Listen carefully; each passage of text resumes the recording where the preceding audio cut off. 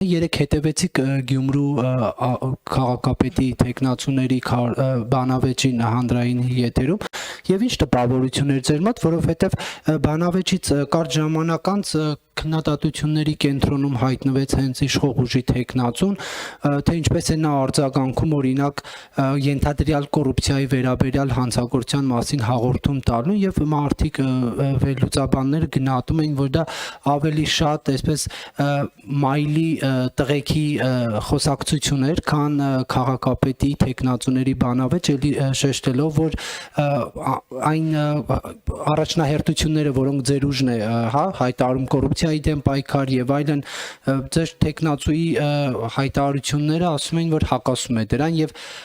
ըստ փորձագետների դա պաստավկա էր, Փաշինյանին պաստավկա արեցին, այսպես ասած։ Ես ճիշտ ասած ծանոթ չեմ ձեր նշած փորձագետների գնահատականներին եւ մեկնաբաններին եւ չգիտեմ ում մասին է խոսքը։ Բանավեճի ընթացքում քաղաքացիական պայմանագիր կուսակցության Գյումրիի արտահերթ հավաքանու ընտրությունների տեխնացու Սարիկ Մինասյանը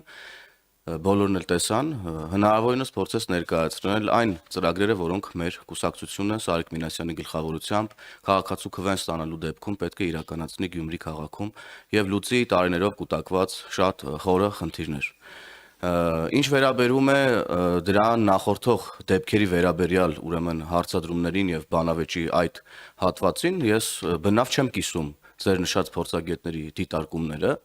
ուրեմն եւ առհասարակ գնահատականները քաղաքացիները այդ բանավեճին պետք է տան մարտի 30-ին մասնակցելով ուրեմն արտահերթ ընտրություններին եւ